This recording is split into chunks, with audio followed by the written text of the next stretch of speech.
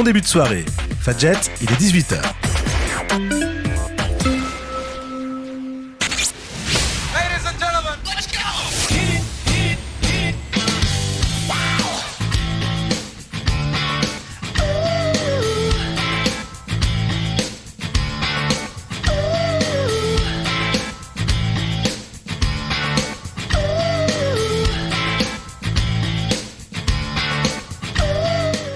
Bonsoir les étudiantes, bonsoir les étudiants, vous écoutez Fadjet, vous écoutez Menu étudiant depuis le 94.2 FM, depuis le www.fadjet.net et même en vidéo depuis Twitch. Tous les mercredis soirs, nous vous accompagnerons dans le monde des étudiants pour parler de ces actus, mais aussi de nos coups de cœur ou de nos coups de gueule. Et de nos bons plans, nous recevrons aussi des invités et débattrons avec eux des sujets de la vie étudiante. Mais vous pourrez aussi intervenir dans l'émission via le chat Twitch sur lequel nous diffusons cette année l'émission en direct et en vidéo. Oui, vous pouvez voir nos jolies têtes masquées. Il vous suffit de chercher Menu étudiant sur Twitch pour nous trouver. Rien de plus simple. Mais cette émission, eh bien, elle serait bien triste sans mes chroniqueurs et chroniqueuses du jour. Heureusement, j'ai avec moi en studio Laura et Fiona. Bonsoir. Hello. Salut. Comment vous allez ? Bien et toi ? Ça va, oui, aussi pareil. On va rebosser la synchro. Ouais. Comment ça va, ma chère Laura ? Ça va, merci. Et toi ? Eh ben écoute, ça va impeccable. Comment ça va, ma chère Fiona ? Ça va et toi ? Eh ben ça va impeccable également. Dina sera également avec nous ce soir. Elle nous rejoint dans quelques instants. On le sait, quand c'est étudiant, des fois, les transports, c'est un petit peu une galère. Mais on va pas parler de ça ce soir, non, parce qu'au sommaire de l'émission, nous parlerons évidemment des actus étudiantes. Nous parlerons de demain.org. Nous parlerons aussi des études à l'étranger, mais sans passer par Erasmus. Et nous nous poserons une question, la question de savoir si l'université, c'est mieux gratuit ou c'est mieux payant. C'est le débat de ce soir. Enfin, eh bien, nous terminerons l'émission comme toujours avec quelques idées de sortie. Bienvenue dans Menu étudiant, l'émission 100% étudiante de Fadjet. Et on commence tout de suite avec les actus.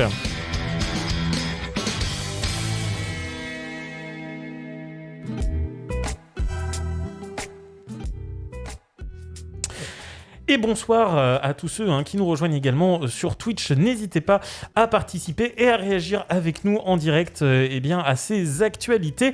Aujourd'hui, j'ai prévu des actus qui vont nous faire un petit peu voyager et qui vont nous faire nous intéresser à la politique, qui vont aussi nous faire nous poser des questions. C'est un petit peu dans l'air du temps en ce moment, les questions un peu politiques, mais on va commencer avec une bonne nouvelle. Alors, malheureusement, elle ne concerne pas les étudiants du Grand Est, mais pas loin, puisqu'on part à Lille pour cette première actualité. La première actualité qui est donc la suivante, puisque la métropole veut faire de ses étudiants des entrepreneurs sociaux. Dit comme ça veut rien dire, vous n'avez rien compris, mais je vous explique. En fait, l'idée est plutôt intéressante. En effet, la métropole européenne de Lille lance une sorte de concours pour dénicher les projets innovants dans le domaine du social ou environnemental. Et ces projets, ils ont pour particularité d'être portés par des étudiants qui souhaitent se lancer dans l'aventure entrepreneuriale. Comprenez donc des étudiants qui visent un peu plus loin que le diplôme globalement. Alors comment ça va se passer concrètement ? Vous avez à partir d'aujourd'hui, je crois, jusqu'au 22 février pour déposer un dossier. Dans ce dossier, ça doit contenir évidemment votre projet, votre idée, et puis un peu tout ce qu'il faut à sa réalisation. Bref, un projet complet, une idée sur laquelle vous avez plutôt bien réfléchi. Et puis, après, ces dossiers sont soumis à un jury qui, va faire sa petite sélection, voir les projets qui lui semblent intéressants, ceux qui leur semblent réalisables aussi. Et à la fin, un peu de tout ce brassage, 10 lauréats seront sélectionnés, ce qui est quand même plutôt pas mal. Alors, pas d'argent à gagner, proprement parlé, mais la métropole européenne de Lille et ses partenaires s'engagent à offrir un accompagnement à la structuration du projet, à la mise en place d'une campagne de financement participative et d'une large campagne de communication. Comprenez qu'en gros, la ville va aider, mais ne va pas financer le projet non plus. Ça reste aux étudiants de trouver un moyen ensuite de financer leur projet, même s'ils reçoivent un gros coup de pouce quand même. Et alors, je le disais, tous ces projets, ils doivent avoir quand même un point commun, c'est que ils doivent concerner donc soit l'impact social, soit l'impact environnemental ou cerise sur le gâteau, les deux en même temps, avoir un impact social et environnemental. Et ce projet donc peut déboucher, je cite, sur la commercialisation d'un produit ou d'un service pour des usagers ou des clients particuliers. Donc voilà, si vous êtes étudiant et que vous êtes à Lille et que vous nous écoutez ce soir, peut-être que vous avez dit, tiens, il faudrait ce truc-là, pourquoi ce truc-là n'existe pas ? Eh bien, c'est peut-être le moment de vous lancer, de déposer le dossier.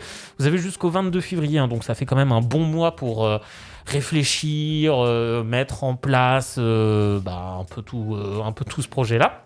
À savoir que le dépôt de dossier se fait en ligne et qu'il y aura une première présélection avant de désigner les 10 gagnants, une première présélection de 20 candidats. Donc ça fait quand même, voilà, vous avez quand même un peu une certaine chance effectivement de participer. Je demande en vrai un peu à voir ce que ça peut donner. Et voir s'il va y avoir beaucoup de candidats et surtout des projets un peu innovants, des projets un peu émergents. On en pense quoi de cette initiative, très rapidement ? C'est une bonne idée, surtout que s'il y a 10 gagnants, ça fait quand même pas mal d'options pour faire des bons trucs et que tout le monde y trouve son compte. Je suis bien d'accord. Fiona, moi, je trouve que ça peut être cool parce que quand on est étudiant, on se dit pas que l'entrepreneuriat, ça peut être fait pour nous. Donc, être accompagné par des personnes dont c'est le métier ou quoi, ça peut vraiment être un plus. Puis je pense que ça peut faire peur aussi un peu de se dire attends, on va se lancer dans quelque chose qui nous dépasse peut-être. Là, savoir qu'il y a un accompagnement, tout ça, ça va peut-être effectivement en plus permettre de se rassurer, de se poser sur le projet. Donc voilà, rendez-vous au mois de mars pour les premières présélections et savoir un peu si des candidats prometteurs ont été retenus. On va poursuivre avec une autre actu. Alors c'est pas tout à fait une actu à proprement parler et c'est pas également une actu spécialement étudiante, mais elle concerne les jeunes et elle concerne un tweet que vous avez peut-être vu passer parce qu'il a énormément tourné sur les réseaux sociaux. Ce tweet, il n'est pas vieux, il date d'il y a 3 jours, il a été posté par un youtubeur et je vais vous le citer et on va un petit peu en débattre.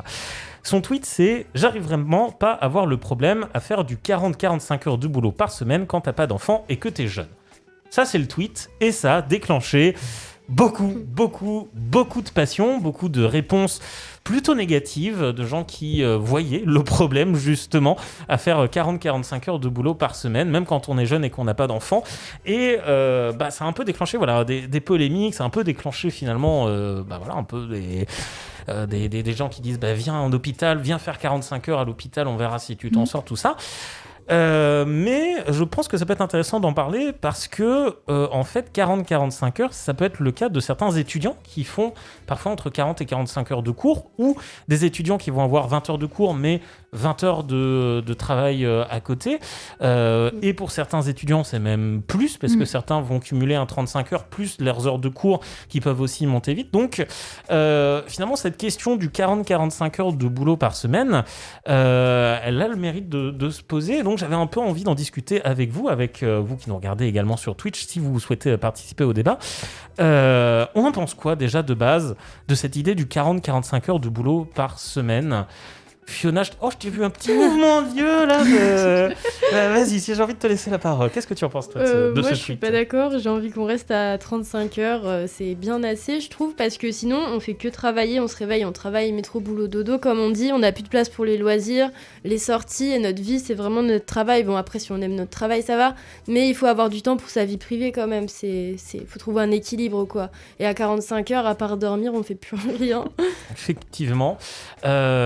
Puisque 45 heures, globalement, ça fait 9 heures de boulot par jour.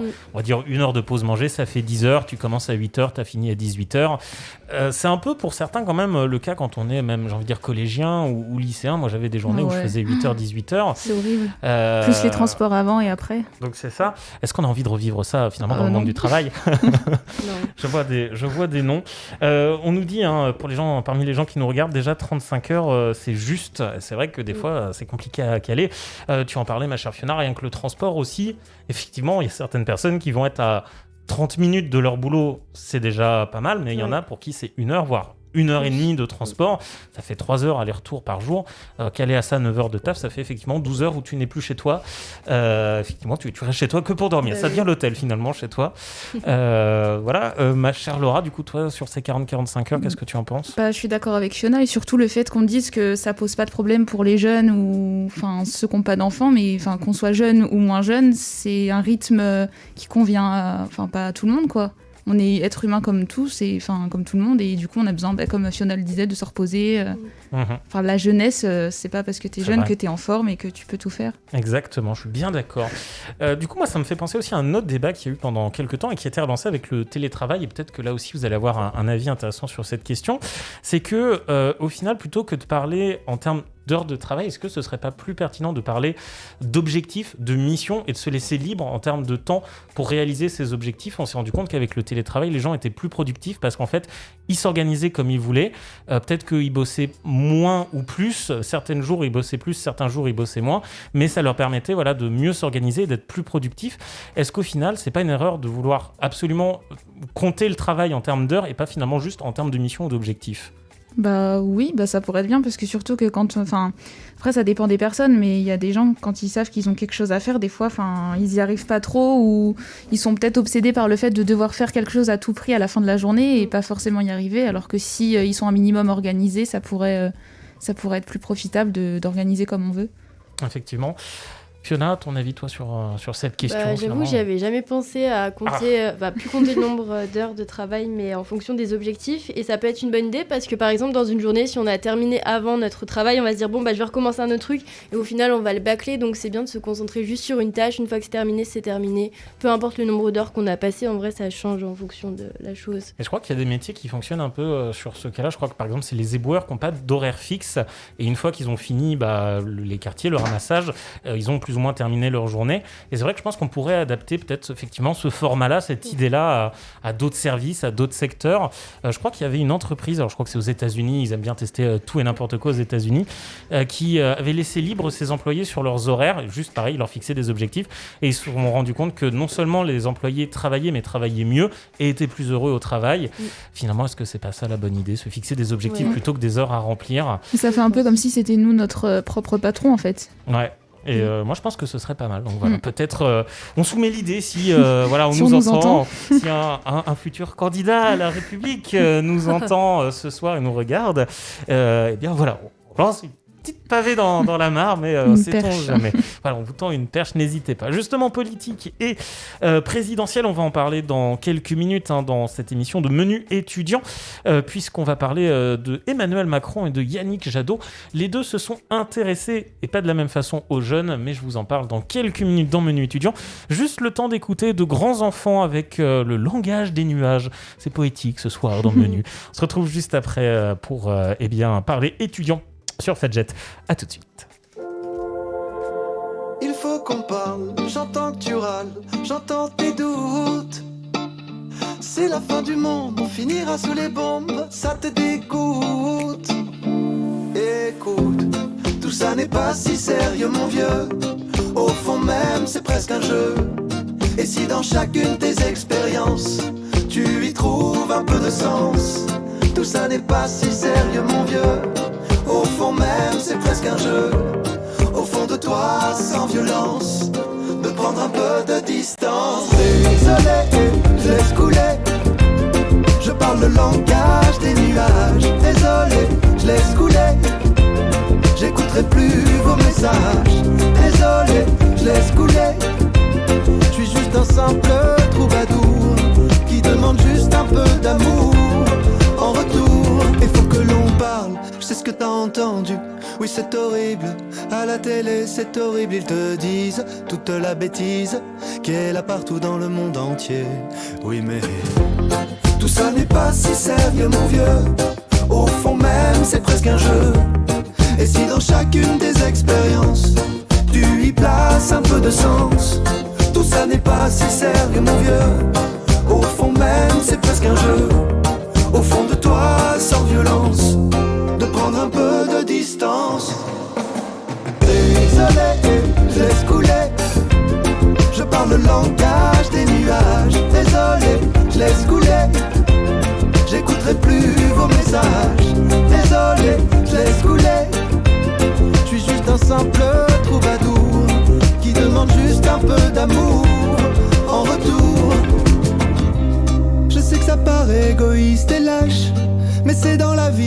que je me cache dans la beauté, le mystère, dans les montagnes et la mer.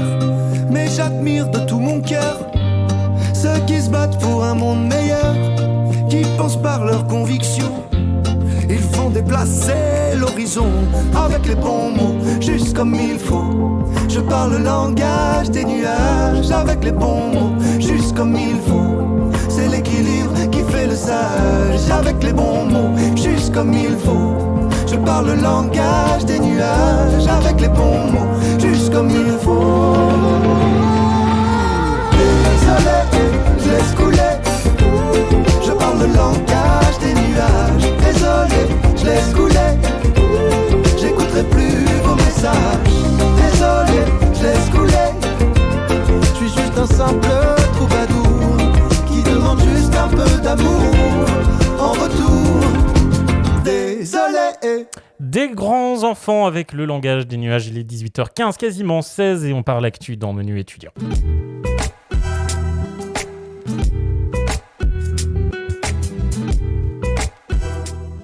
Et avant de tout à fait parler actu, on va souhaiter le bonne soirée à Dina qui vient de nous rejoindre. Bonsoir ma chère Dina. Bonsoir. Comment vas-tu ? Je vais bien. Eh ben ça fait plaisir. Alors on reste dans les actus, je vous le disais, donc pour Menu étudiant, puisque l'on va parler désormais un petit peu présidentielle. Vous savez que ça fait déjà quelques semaines qu'on commence à en parler dans Menu. C'est de plus en plus présent et on a déjà fait un petit peu ce tour de table pour savoir si vous vous intéressiez à la présidentielle, si vous comptiez aller voter, si vous saviez pour quel candidat, etc. etc. On va pas revenir sur ces sujets-là, mais on va parler un petit peu des différentes actions de certains candidats et de certains pas encore tout à fait candidat, mais bientôt presque, puisqu'on va parler d'Emmanuel Macron, pour plus ou moins draguer les jeunes. C'est vrai que finalement, les jeunes, c'est un électorat qui n'est pas forcément très investi, qui ne se sent pas forcément très concerné, et pour cause, les politiques ne sont pas toujours très intéressés non plus par la politique pour les jeunes, donc c'est toujours compliqué d'intéresser les jeunes à la politique, mais malheureusement, pour Emmanuel Macron, j'ai envie de dire, il a eu une phrase un peu trop rapide lors d'un déplacement et ça lui a fait une sorte de mini-scandale un petit peu sur Twitter. On va en parler et je vais vous laisser écouter un peu l'échange. Alors pour vous le remettre en contexte, Emmanuel Macron était hier en déplacement dans la ville de Saint-Léonard-de-Noblat, donc une petite ville de campagne finalement connue pour son église et notamment un crochet qui porterait bonheur et donc les candidats viennent toucher pour espérer remporter les élections. Suite à ça, Emmanuel Macron se balade dans la foule et il est interpellé par un jeune. L'extrait dure 19 secondes et on va l'écouter, je vous demande d'être assez attentif. Il ferait mieux d'aller au CHU, il y a 15% de soignants qui sont absents. Oui. Ils sont tous en burn-out. Et là-bas, on sent directement les effets de votre politique. Vous avez fermé 17 900 lits en 4 mois, que vous êtes 5 700 lits... très politisé. Bah oui, mais c'est au moins on voit les effets de votre politique, parce que les soignants sont absents, et même l'an dernier, en plein Covid, 5 700 lits fermés. Il ferait mieux Bon, jusque-là, vous allez me dire rien de bien particulier dans cet échange. Il s'agit d'un jeune qui essaye d'alerter Emmanuel Macron sur sa politique au niveau des soins, lui rappelant que finalement des lits ont fermé pendant ce quinquennat et que rien qu'en 2020, 5700 lits ont fermé. Suite à quoi Emmanuel Macron a une phrase un petit peu bancale et c'est cette phrase qui va être reprise. Vous êtes très politisé, lance-t-il donc à ce jeune qui l'interpelle. Il n'en fallait pas plus pour que Twitter s'enflamme. Effectivement, ça fait réagir beaucoup de monde parce que certains ont eu l'impression que Emmanuel Macron était un petit peu, pas véhément, mais peut-être un peu dédaigneux dans cette façon de formuler, de dire vous êtes très politisé, vous, peut-être trop politisé, voulait-il assumer, mais on va pas faire dire au président ce qu'il n'a pas dit non plus, mais en tout cas, ça fait plutôt réagir et j'avais envie d'en discuter un petit peu avec vous et aussi de partir de ce postulat pour dire que oui, finalement les jeunes depuis quelque temps se sont politisés, se sont intéressés à la politique un peu par la force des choses et donc avoir un peu votre avis sur la question. Déjà, rien que sur cet extrait-là, sur cette phrase-là, qu'est-ce qu'on en pense ? Est-ce qu'on estime finalement qu'Emmanuel Macron a peut-être été trop loin ? Est-ce que c'est juste une maladresse ? Est-ce que c'est mal interprété ? Vous, c'est quoi votre sentiment un peu sur ça ? Laura, je crois que je t'ai vu un peu réagir pendant l'extrait. J'ai l'impression que tu connaissais déjà un peu cet extrait. Non, pas du tout, mais c'est la même phrase, oui, que quand tu l'as diffusée, là, c'est ce qui m'a choqué, entre guillemets, un peu, puisque, comme tu le disais, ça montre que pour le président, quand on est jeune, on s'intéresse pas forcément à la politique. Et c'est ce qui expliquerait peut-être que les jeunes, ils se retrouvent pas dans les candidats parce que les candidats eux-mêmes s'intéressent pas aux jeunes et finalement, c'est un cercle vicieux. Donc oui, c'est un peu être étonné parce qu'un jeune lui sort des chiffres, est au courant, comme s'il ne devait pas forcément y être normalement. Je vois. De ton côté, Fiona, toi, tu en penses quoi de cette phrase ? Je suis d'accord avec Laura, ça peut être une maladresse, certes, mais je trouve ça bizarre qu'ils disent trop politisé, comme si c'était négatif d'être trop politisé, surtout que ça vient d'un politique, donc au contraire, ils devraient être contents que les jeunes ils s'informent et ils suivent la politique, donc je trouve ça un peu bizarre. Okay. Ou alors il aurait pu dire vous êtes bien au courant, oui, c'est vrai, ou quelque chose comme ça. Vous êtes politisé. Mais c'est le terme très politisé. Ouais, c'est peut-être le terme, effectivement. Ouais. Dina, est-ce que toi, tu as un avis pareil sur cette question, sur cette phrase ? Non, je vais plutôt être d'accord avec les filles. Donc, le terme est maladroit, oui. Ouais, on est assez d'accord. Alors justement, ça fait beaucoup réagir. Alors on a par exemple des gens sur Twitter qui se sont amusés à dire, c'est vrai qu'il aurait préféré entendre parler de TikTok, de McFly et Carlito et des 300 € pour acheter des mangas. C'est vrai, mais malheureusement ce n'est pas ça. Et d'autres gens qui répondent, oui, mais vous êtes président de la République, vous aussi vous êtes politisé. C'est vrai aussi. Donc finalement, cette phrase est un peu maladroite et voilà, ça peut arriver, surtout quand on n'est pas encore tout à fait futur candidat bientôt, mais presque, je ne l'ai pas encore annoncé, mais j'y suis déjà. C'est vrai qu'il faut faire attention à ce qu'on dit, il faut faire attention à ces phrases, et tout va être scruté, tout va être analysé. Donc voilà, c'était surtout pour faire un peu réagir à cette phrase, mais surtout, voilà, pointer derrière, effectivement, ce phénomène des jeunes qui se politisent, effectivement. Et j'ai envie de dire, c'est logique aussi, on voit de plus en plus de jeunes engagés auprès d'associations, auprès de l'environnement, auprès du social. On a l'impression que c'est des thèmes qui touchent vraiment beaucoup les jeunes en ce moment, et c'est des thèmes extrêmement politiques et extrêmement d'actualité. Et justement, ces thèmes-là, il y a un président, en tout cas un candidat, qui représente un peu ce thème-là, surtout de l'environnement, c'est Yannick Jadot. Évidemment, candidat pour Europe Écologie Les Verts, qui a gagné donc la primaire écologique et qui, depuis quelques mois, stagne un peu dans les sondages, n'arrive pas forcément à percer. C'est vrai que c'est pas l'un des candidats les plus médiatisés, c'est pas celui qui est forcément le plus mis en lumière, mais il était hier présent à la Sorbonne, à Paris, pour donner une conférence pour venir détailler un petit peu son programme auprès des étudiants de la Sorbonne pour défendre aussi ses idées et répondre aux interrogations des jeunes. Alors, on ne va pas spécialement parler de son intervention en particulier, puisqu'on n'est pas là pour faire de la pub pour tel ou tel candidat, nous, c'est pas notre but, mais il a quand même eu une phrase qui, moi, m'a interpellé et avec laquelle j'aimerais vous la donner et que vous me disiez un peu finalement ce que vous en pensez. À la fin de l'échange, donc il est 20h, ça fait à peu près 1 heure que Yannick Jadot présente son programme. Les organisateurs annoncent la fin des échanges et Yannick Jadot reprend le micro une dernière fois pour donner cette phrase qui est donc la suivante. Au fond, votez pour qui vous voulez, mais emparez-vous de cette élection parce que c'est franchement la vôtre. On ne peut pas être dans une plutocratie où seuls les riches et les plus anciens votent. Globalement, il appelle donc les étudiants, mais aussi les jeunes de manière plus générale, à s'emparer de l'élection. Je reprends le terme, s'emparer de cette élection. On en pense quoi de cette phrase ? On en pense quoi de ce terme de s'emparer de l'élection présidentielle quand on est jeune, quand on est étudiant ? Il a raison. Ok. Il a raison parce que oui, les jeunes, ils se disent que, comme on vient de le dire, ils sont pas assez intégrés dans les programmes et que du coup, leur voix compte pas forcément, ou ils ont un peu envie de montrer que, un peu boycotter entre guillemets, pas y aller, etc. Alors que même s'ils savent pas pour quel candidat ou même s'ils votent blanc, enfin n'importe quoi, il faut qu'ils le fassent quand même pour montrer que ils sont là. Moi, c'est pareil. Je pense que si on a le droit de vote, il faut en profiter. On s'est battu pour ça, donc faut en profiter. Et j'ai l'impression que les politiciens, ils appellent pas souvent au vote comme là, Yannick Jadot l'a fait. Donc c'est une bonne chose qui nous interpelle de cette manière, quoi. Et du coup, est-ce que vous vous sentez interpellé ? Est-ce que vous avez envie de vous emparer de cette élection ? Oui. Je compte le faire. Donc oui, mais c'est bien qu'il rappelle, comme l'a dit Fiona, il y a pas beaucoup de personnes qui disent avec autant de force. Et on a toujours cette phrase qui nous suit maintenant depuis quelques années, les étudiants sont-ils les grands oubliés ?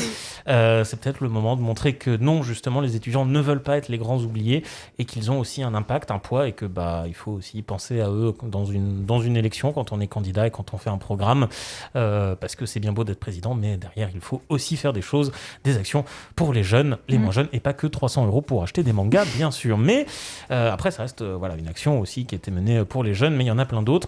On le rappelle, n'hésitez pas à aller vous renseigner aussi sur les différents programmes. Alors, paraît-il que l'application Élysée, dont on a parlé il y a quelques semaines, n'est plus disponible sur les App Store. Oh, je compte à la télécharger. Des gens qui l'auraient visiblement signalé parce que trop politisée, justement, elle aussi. Mais nul doute qu'elle devrait revenir, ou que vous verriez. Oh là là, je vais y arriver. Que vous pourrez retrouver peut-être sur Internet des équivalents, des sites web, ou pour retrouver un peu les programmes de manière ludique et vous intéresser à la politique.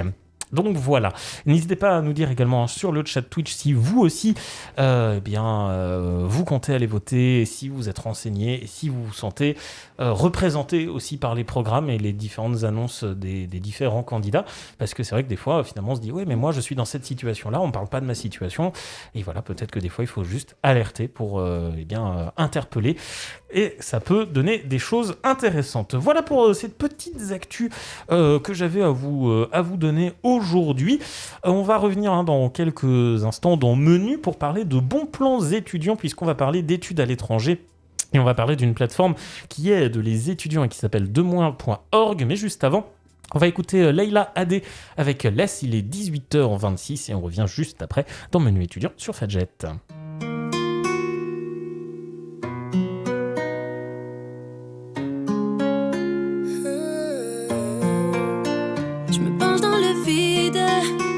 T'as gâché ma vie, j'ai comme une envie de fuir loin de nous deux.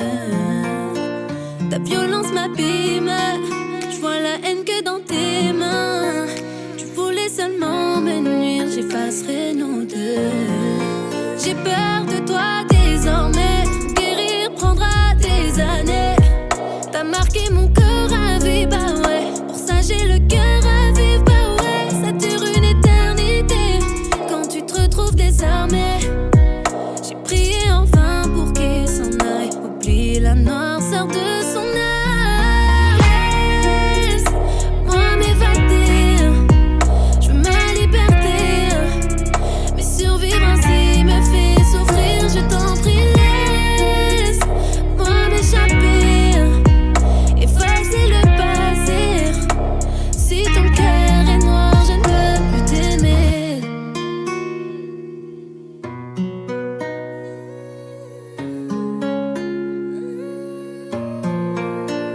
J'aurais dû briser le silence à l'image de tes poings qui s'élancent. Me libérer de toi, il fallait. J'ai des envies de tout rafaler. Tu m'avais dit que plus jamais tu me ferais du seul, mais j'ai senti qu'un jour fallait abandonner tout ça. Je me sens impuissante à présent. Ce sentiment est ma prison. Affronter la peur, j'ai fermé la porte, j'ai jeté la clé de ma raison.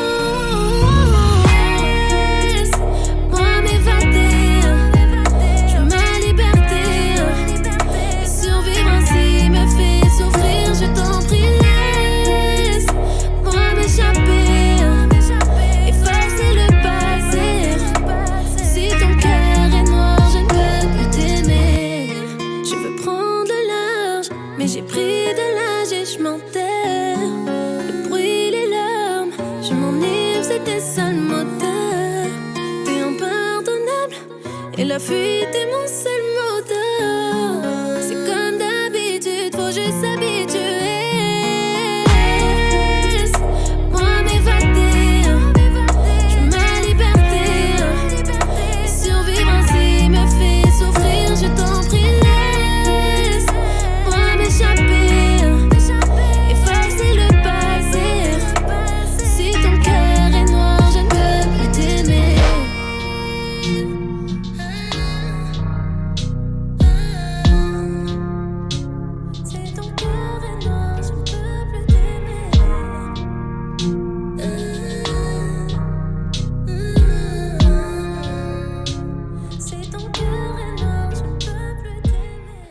Leïla Adé avec Laisse, il est 18h29 et vous écoutez toujours Menu étudiant sur Fadjet.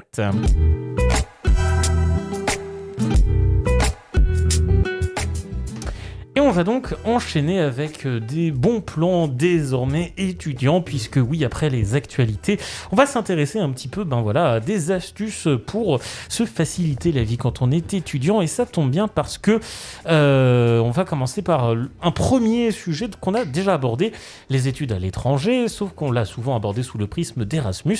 Ma chère Laura, toi tu t'es posé une question simple, c'est est-ce qu'il n'y a pas d'autres alternatives finalement au parcours Erasmus ?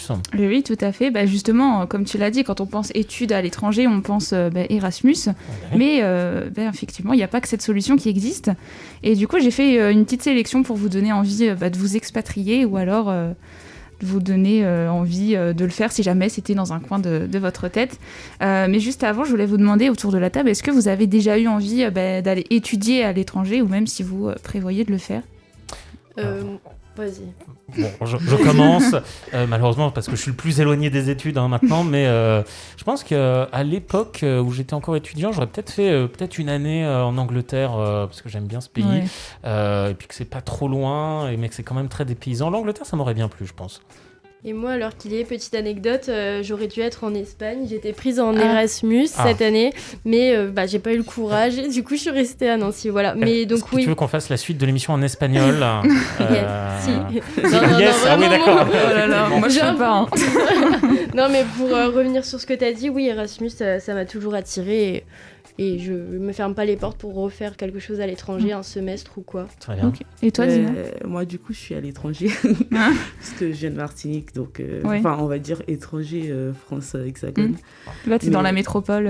Ça reste des paysans. Hein. Ouais, voilà. C'est sûr. Mais oui, j'aimerais bien. D'ailleurs, je me suis intéressée à un programme de EF, éducation. Et après, ça coûte cher, donc voilà. Justement, ma chère Laura, tu vas nous donner un petit peu tous les bons plans pour étudier à l'étranger hors Erasmus.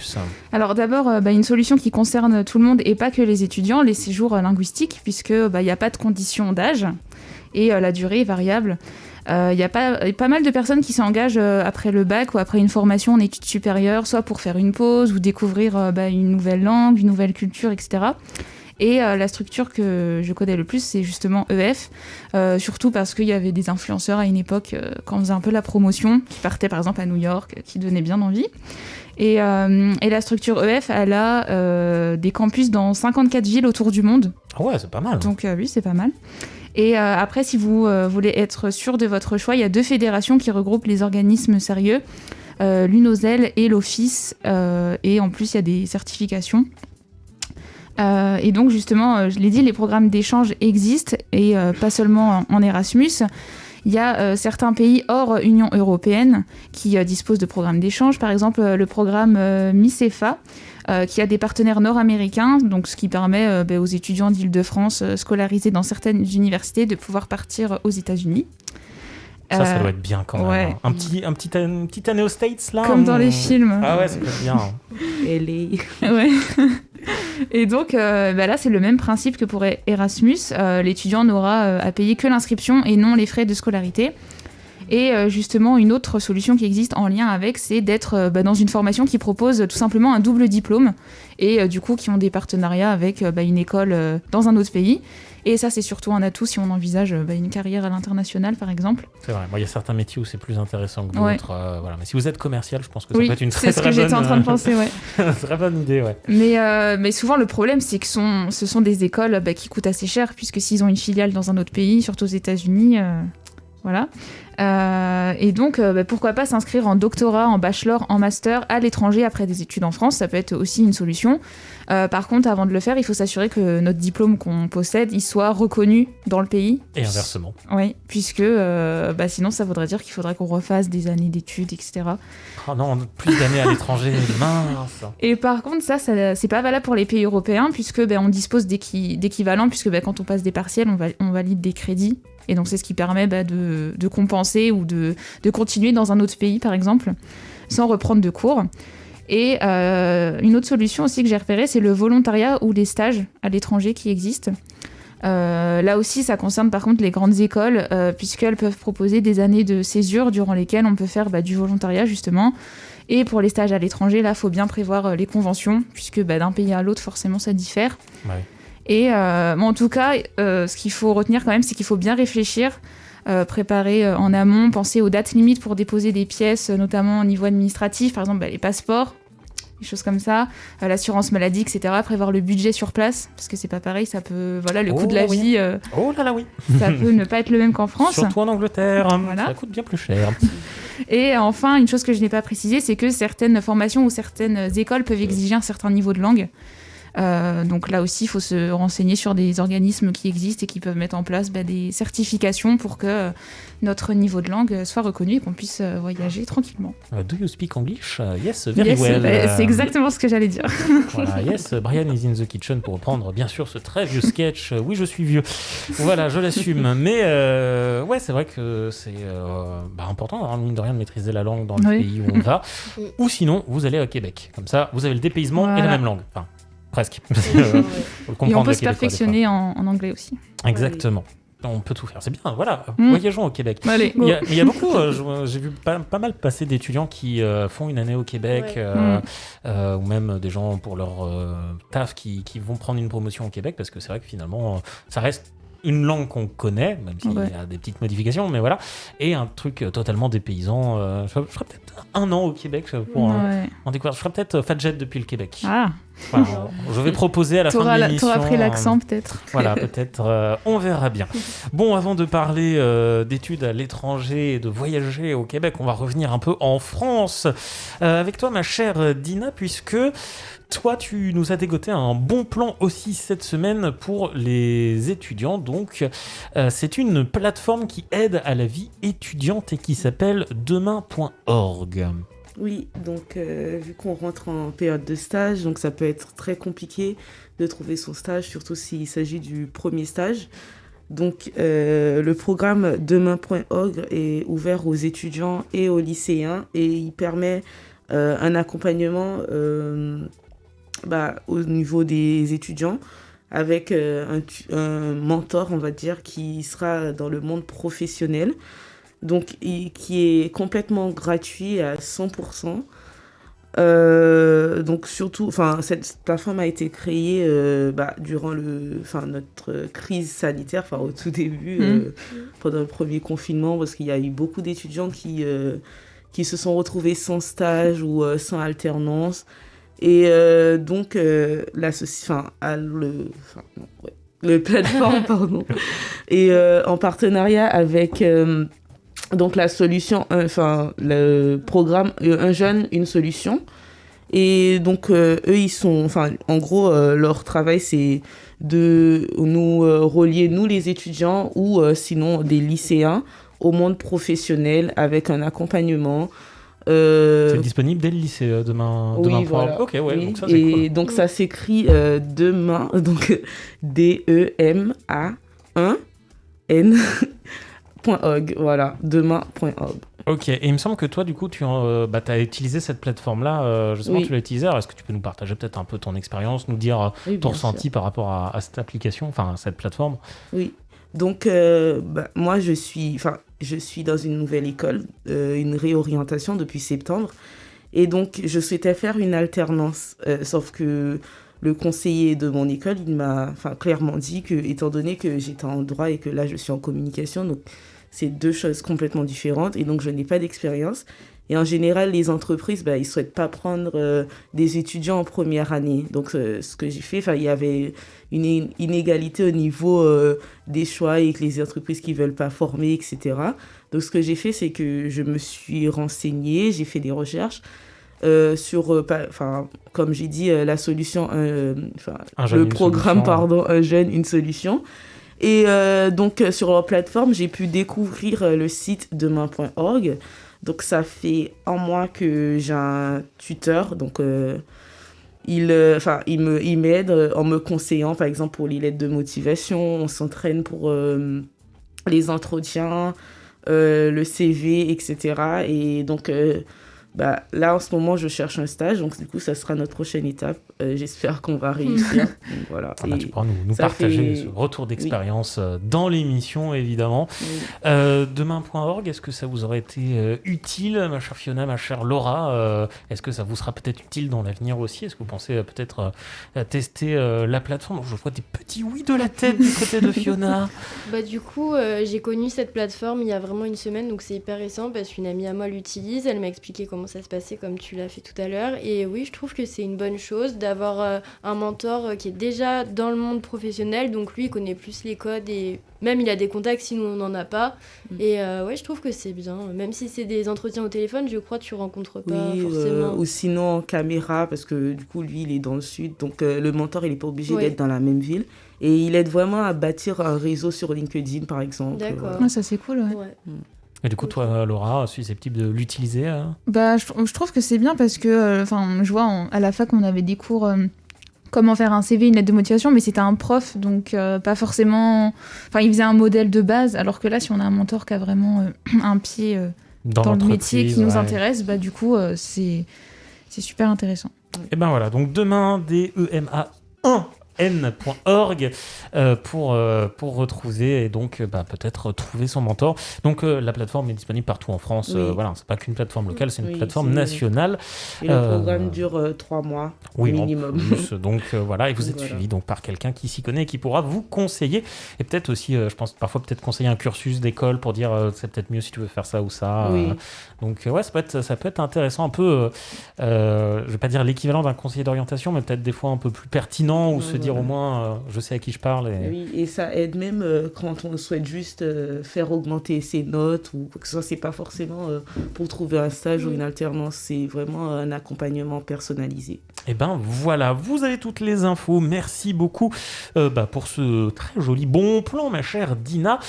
On va faire une petite pause musicale parce que ça y est, arrive le gros du morceau de cette émission, le débat. Avec toi, ma chère Fiona, puisque tu t'es posé une question, mais tu n'es pas la seule, à savoir bien l'université payante. Est-ce qu'on est pour, est-ce qu'on est contre? Tout part, encore une fois, d'une phrase d'Emmanuel Macron. Décidément. On en reparle dans quelques minutes dans Menu étudiant. Le temps d'écouter Craig David avec Amnek, Who Are You? Il est 18h41 et on revient juste après ça.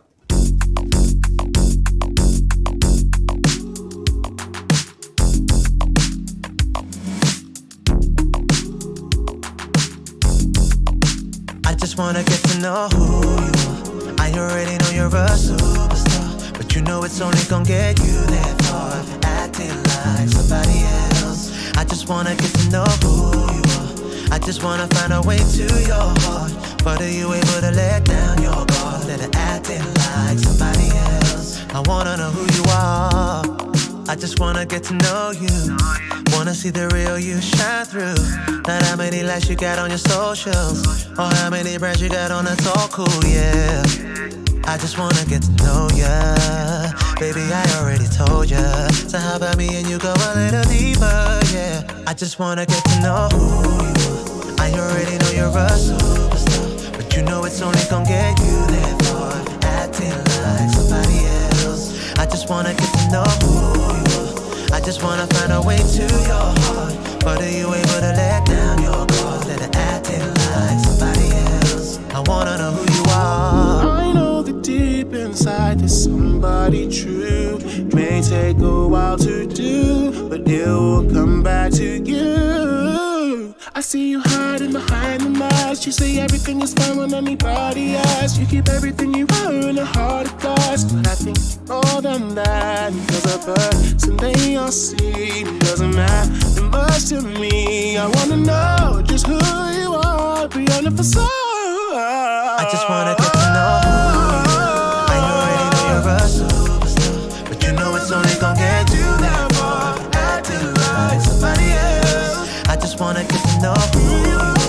I just wanna find a way to your heart. But are you able to let down your guard? Instead of acting like somebody else. I wanna know who you are. Who you are, who you are. I wanna know who you are. Who you are, who you are, yeah. I wanna know who you are. Love when we talking, no you can say anything to me. It's just the way, it's just the way, it's just the way. I start seeing things so differently. And all these layers, we can take them all off. I just wanna get to know who you are. I already know you're a superstar, but you know it's only gonna get you there for acting like somebody else. I just wanna get to know who you are. I just wanna find a way to your heart. But are you able to let down your guard and act like somebody else? I wanna know who you are, baby. It's alright, take your time. I hold a space for you whenever on your mind. Just know that you can leave that behind, baby. It's alright, take your time. I hold a space for you whatever on your mind. Just know that you can leave that behind. You are who you are. I wanna know who you are. Who you are, who you are, yeah. I wanna know who you are, baby. Who you are, who you are. I wanna know who you are, baby. Who you are, who you are, yeah.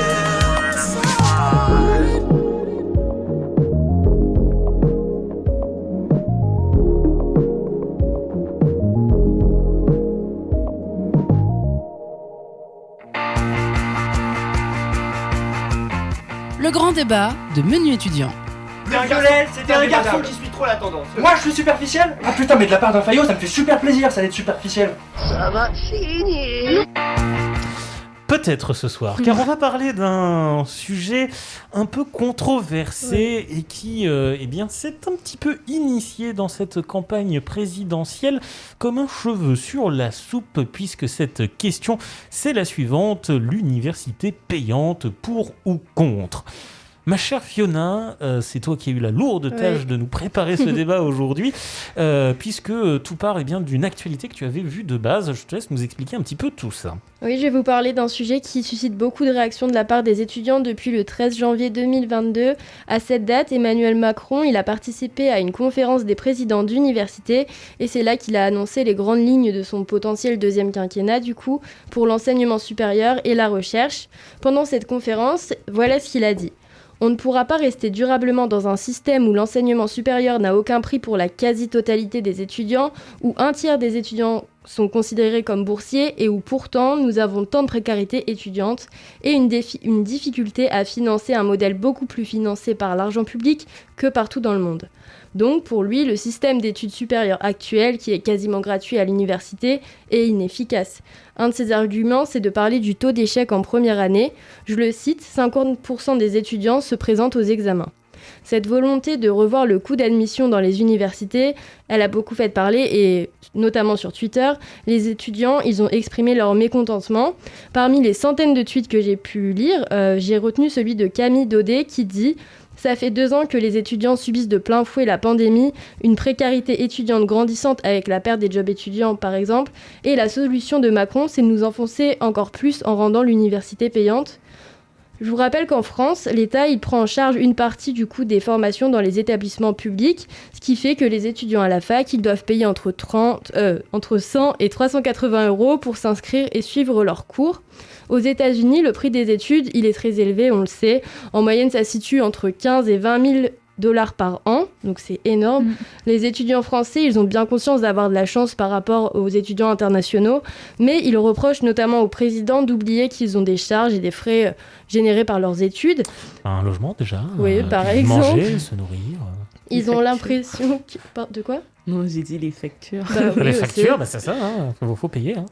Ils ont l'impression que le président, il veut mettre à l'écart les étudiants pauvres, c'est ce que j'ai pu lire sur Twitter, parce que si l'université, elle devient payante, ils vont devoir faire des prêts et donc s'endetter potentiellement. J'ai demandé à plusieurs étudiants nancéens venus de différentes disciplines leur avis sur la question et voilà ce qu'ils m'ont répondu. Les étudiants ne sont pas pris en compte, ils n'ont pas que des frais d'inscription à payer, ils ont des courses, des loyers, de l'essence à mettre dans leur voiture ou des billets de train pour rentrer chez eux. La plupart des étudiants ne touchent pas assez d'aide pour subvenir à leurs besoins et je pense qu'on a tous le droit d'avoir accès à l'éducation gratuite. Ce serait une très mauvaise idée de rendre l'université payante pour tous, parce que y a vraiment des étudiants qui sont plus défavorisés que d'autres et qui ont besoin en fait du statut de boursier pour pouvoir accéder en fait aux études. Par exemple, moi je sais que si j'avais pas eu la bourse, j'aurais pas pu faire de classe préparatoire et directement après mon bac, j'aurais peut-être pensé à travailler au lieu de m'engager dans un cursus universitaire. Concernant la proposition d'Emmanuel Macron, je suis contre parce que les étudiants ont déjà d'autres frais hors frais universitaires comme le logement ou la nourriture, et aussi ça aurait pour conséquence que les personnes les plus modestes ou qui proviennent de familles avec des revenus modestes ne pourraient plus avoir accès à l'université et aux études supérieures. Je suis contre la décision d'Emmanuel Macron de rendre l'université payante, parce que ce serait un véritable coup de grâce pour les étudiants qui sont de plus en plus précaires depuis 5 ans. J'ai demandé ces 4 étudiants, donc globalement, ils sont tous contre la volonté d'Emmanuel Macron de rendre l'université payante, comme vous avez pu l'entendre. Ça a aussi suscité beaucoup de réactions de la part des politiciens, des candidats aux élections présidentielles. La candidate LR Valérie Pécresse a dit que les propos d'Emmanuel Macron, ils étaient provocants, et le candidat écologiste Yannick Jadot a dit qu'il était, je cite, le président le plus anti-jeune de la Ve République. Mais récemment, il y a eu du changement par rapport à ça. Ce lundi 24 janvier, le président il a été interpellé par des jeunes dans la Creuse au sujet de ses propos. Selon le chef de l'État, ses détracteurs lui ont fait dire l'inverse de ce qu'il pensait vraiment. Je cite, « Contrairement à ce que j'ai pu lire partout dans la presse, je n'ai jamais dit ça ». Il a ajouté qu'il ne voulait pas faire payer les étudiants, mais au contraire lutter contre la précarité. Il a aussi dit « Ce que j'évoquais, c'était plutôt des formations professionnelles tout au long de la vie que les universités vont devoir mettre en place et qui, elles, ont vocation à être payantes. » Donc du coup, on en pense ce qu'on en pense, mais il revient sur ses propos. Est-ce qu'il l'a dit, est-ce qu'il l'a pas dit C'est à nous de le mystère reste entier. Oui, c'est un peu ça. Ouais. Bon, après, Macron, sur son quinquennat, il nous a déjà prouvé à maintes reprises que quand il ne pensait pas être enregistré, il avait tendance à se lâcher un petit peu plus. Mais on va pas en débattre ici ce soir parce que c'est pas le but. La question, c'est effectivement réfléchir à l'université payante ou gratuite. Va-t-on passer à un système américain ou reste-t-on sur le système français ? C'est vrai que la question est difficile. On va faire peut-être un rapide tour de table et puis ensuite on pourra s'échanger un peu des arguments. Globalement, est-ce que vous êtes pour ou contre l'université payante en France ? Ma chère Laurent, on va commencer par toi. Contre. Très bien, contre. Dina, pour ou contre ? Contre. Contre. Fiona, pour ou contre ? Contre. Très bien. Aujourd'hui, je serai donc l'avocat du diable et je vais dire pour. Okay. Et je vais vous lancer mon premier argument de je suis pour. Oui, mais si on rend l'université payante, les gens qui vont s'y inscrire seront plus motivés, plus assidus et les formations pourraient être de meilleure qualité. C'est vrai. Moi, je suis pas d'accord. Ah, eh bien, vas-y, dis-moi pourquoi. Parce que au niveau de l'assiduité ou le sérieux des cours, etc., ça veut rien dire parce que il existe des écoles payantes où les étudiants, même s'ils payent l'école, ça veut pas, ils sont pas plus assidus ou plus concentrés que quelqu'un qui est en fac. Donc ça veut vraiment rien dire. C'est juste, ça va priver beaucoup de personnes, comme aux États-Unis, il y a beaucoup de personnes qui ne peuvent pas ou qui vont s'endetter en faisant des prêts. Et c'est très compliqué d'être étudiant alors qu'on a des aides. Donc imaginons si ça devient payant comme aux États-Unis, le carnage. Après, je suis d'accord avec toi, Valentin. Si on paye, par exemple, 20 000 € l'année, on a beaucoup plus la pression et peut-être qu'on va plus bosser nos examens parce qu'on sait que si on rate, on a perdu 20 000 € par an. Mais je pense que la motivation, elle tient plus à notre projet pro. Si on a envie de faire... si nos études correspondent à notre projet, on va plus s'investir et que ce soit payant ou pas. Si on n'a pas envie de faire ses études, on va pas se donner les moyens, en fait. Alors j'ai un autre argument qui n'en est pas vraiment un, mais en fait, actuellement, l'université, elle n'est pas gratuite non plus, puisque tu nous as dit qu'il y avait des frais de scolarité. Oui. Du coup, est-ce que déjà ça, c'est pas une première barrière, finalement ? Après... Oui, j'ai dit, aujourd'hui, je mets les pieds dans le plat. Si, forcément, puisque pas tout le monde peut débourser, je sais pas c'est combien, mais... 100 à 380 à l'université. Faut être peut-être boursier pour être... ne pas les payer. Oui, c'est ça. Voilà. Quand t'es boursier, tu payes pas la CVEC. Ouais. Du coup, c'est totalement gratuit. pour les étudiants boursiers, donc ceux qui sont le plus dans le besoin. Surtout que la CVEC, je veux dire, on ne sait pas trop comment l'argent est utilisé après. Oui, ça, c'est quelque chose qui n'est pas du tout expliqué. Oui, on sait qu'on paye pour quelque chose, mais on ne voit pas trop les effets. Moi, j'ai jamais... Pas pour le coup, c'est tout, je crois. Moi, je pense que même si ce coût-là, c'est à peu près abordable, qu'il y a beaucoup plus d'ouverture pour les personnes. Donc, du coup, au lieu de l'augmenter, je pense qu'il vaut mieux peut-être utiliser l'argent qu'on paye maintenant pour faire quelque chose. Voilà. Bon, alors je retourne la veste, hop, je passe de pour à contre. Moi, j'ai un argument aussi pour être contre l'université payante. C'est tout simplement le droit à l'erreur. En fait, après son bac, on ne sait pas forcément ce qu'on a envie de faire. Si tu sais qu'il faut que tu te dépenses 20 000 euros après ton bac... Tu ne te réorientes pas, quoi. Tu n'as pas le choix, il faut que tu trouves tout de suite ce que tu veux faire. Je vais prendre un exemple qui ne parlera à personne ici. Tu as fait du droit et tu veux te reconvertir dans la communication. Voilà, finalement, si tu as déboursé 20 000 pour faire du droit, ça peut être plus freinant et puis te dire tant pis, j'y reste, quoi. Donc ouais. Bon, c'est un débat, mais je pense que globalement, on est attaché à nos universités gratuites, même s'il y aurait peut-être des petits trucs à améliorer. Voilà, mais évidemment, aucun système n'est parfait, et surtout les universités payantes, même aux États-Unis, elles sont loin d'être parfaites. Voilà. Et il y a plein de soucis aussi, il y a aussi plein d'absentéisme, et il y a aussi plein de gens qui se plantent. Sûr. On est pas mal lotis finalement. Exactement, c'est un peu partout pareil, sauf que nous, ça nous revient moins cher, fort heureusement, parce que les étudiants ont quand même pas mal d'autres sources de dépenses. Et ben voilà qui conclut pour ce débat. Merci ma chère Fiona. Voilà un sujet un peu tatillon, mais qui valait le coup de se poser aussi. Allez, je vous propose de terminer avec un peu plus de légèreté. Il est 55 et on fait un point sur les quelques sorties en partenariat avec le Crous.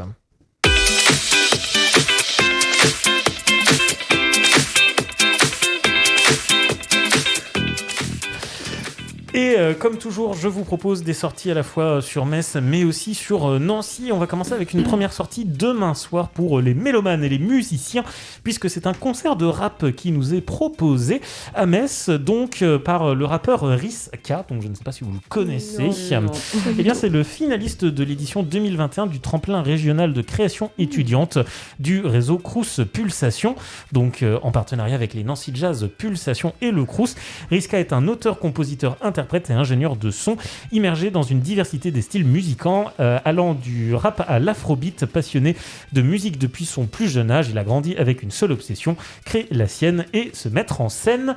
C'est donc à découvrir, je vous le disais, à Metz, à la station PO, c'est demain soir à partir de 18h30 et c'est évidemment gratuit si vous êtes étudiant. Et puis un autre spectacle cette fois-ci, c'est dimanche, c'est à Nancy et c'est proposé à la médiathèque Manufacture. C'est dans les cadres des Nuits de la lecture. C'est une lecture publique des nouvelles étudiantes sur le thème 2050. Venez découvrir les œuvres des lauréats du concours national étudiant 2021 de la nouvelle qui avait donc pour thème 2050. Les nouvelles seront lues par les étudiants comédiens du théâtre universitaire de Nancy. Je pense que ça peut être une petite sortie sympa à se faire. C'est dimanche donc et c'est à 15h à la médiathèque Manufacture à Nancy et c'est évidemment gratuit pour les étudiants. Et puis une dernière idée de sortie, direction l'IECA Nancy, mercredi prochain à 20h, j'aurai l'occasion de le redire donc la semaine prochaine, mais je vous le dis déjà, pour découvrir ou redécouvrir Wall-E, le film de Disney. Et oui, ciné-débat, donc gratuit, proposé en VostFR à l'IECA. Y a-t-il besoin de présenter Wall-E ? Non, et si vous ne l'avez pas encore vu, vous ne connaissez pas, eh bien allez le découvrir mercredi prochain. Si vous êtes étudiant, c'est bien sûr gratuit. Voilà pour les quelques idées de sortie. De cette semaine de menu étudiant.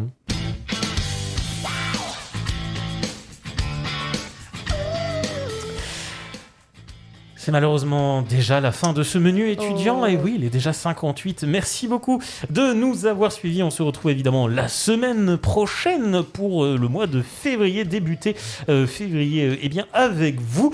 On parlera comme toujours de l'actu étudiante, bien sûr. J'ai déjà hâte d'y être. Je ne sais pas vous, mais moi j'ai hâte. Dans quelques instants, vous allez pouvoir retrouver votre émission e-sport, le mag, qui parlera de toute l'actualité du jeu vidéo et de l'e-sport sur Fadjet. Et puis à 20h, une soirée concert et à 21h, Parfum d'étoiles. Moi, j'aurai le plaisir de vous retrouver demain à 13h pour le 13 en forme et la semaine prochaine pour menu étudiant. D'ici là, portez-vous bien, passez une belle soirée. À la semaine prochaine. Ciao, bye bye. Salut.